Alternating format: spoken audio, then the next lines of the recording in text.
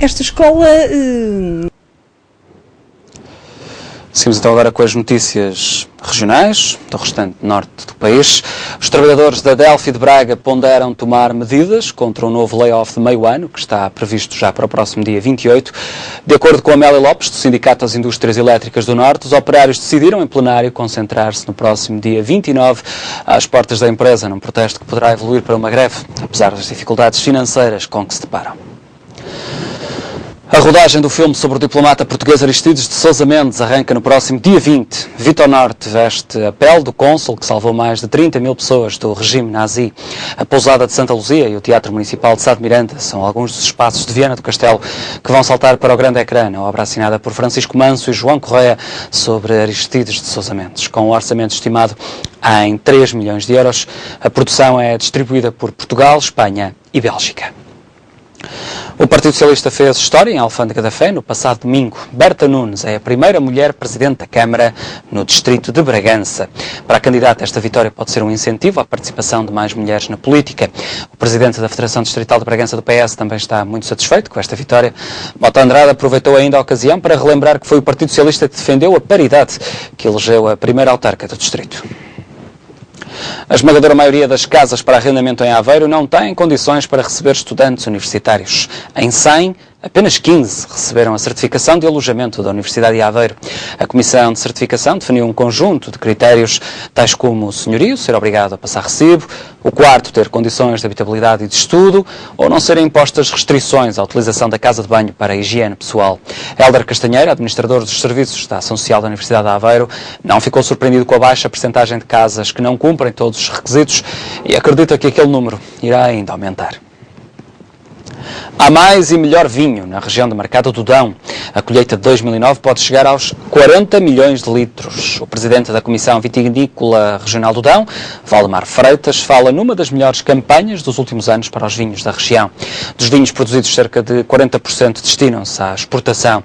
Os mercados prioritários são Angola, Estados Unidos, Brasil e Canadá. A promoção da região de Mercado do Dão, fora de portas, levou a Comissão Vitinícola a partilhar com as congêneres da Bairrada e da Beira Interior uma candidatura à Organização Comum de Mercado no valor de cerca de 1 milhão de euros.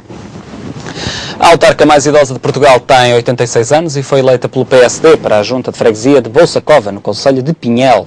Anteontem, Maria Alice Silva, com 61 dos 93 votos, ganhou mais um mandato, o qual completará já com 90 anos de idade. A autarca disse que, apesar da sua longa vida, ainda se sente com forças para trabalhar. No ano passado, a população de Bolsa Cova prestou uma homenagem à autarca pelo seu contributo, com elevada dedicação e empenho para a melhoria das condições de vida e progresso da sua terra natal. Ainda em vida, Maria Alice já tem um busto em bronze, com a sua imagem, no jardim perto do largo principal da aldeia.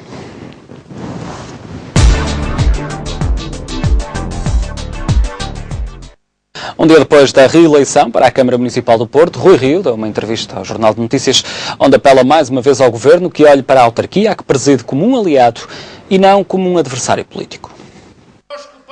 Rui Rio deu uma entrevista à SIC e ao Jornal de Notícias no dia seguinte à sua reeleição como Presidente da Câmara do Porto e começou por afirmar que, racionalmente, nunca duvidou da renovada maioria absoluta.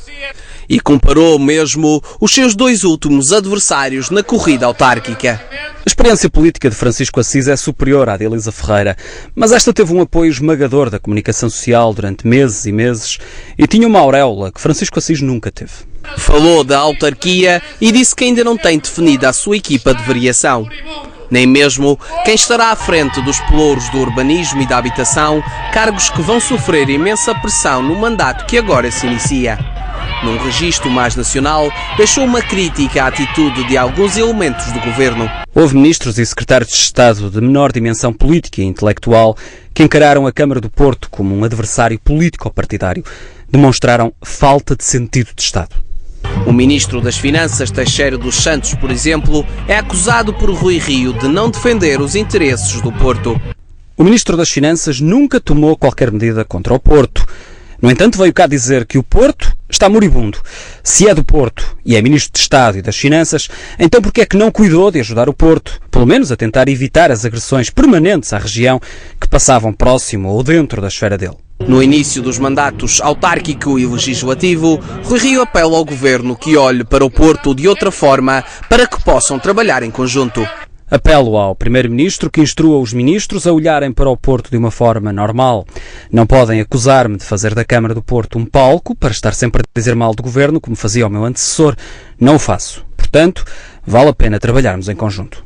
Um apelo em prol da cooperação, num mandato em que muitos desafios se apresentam.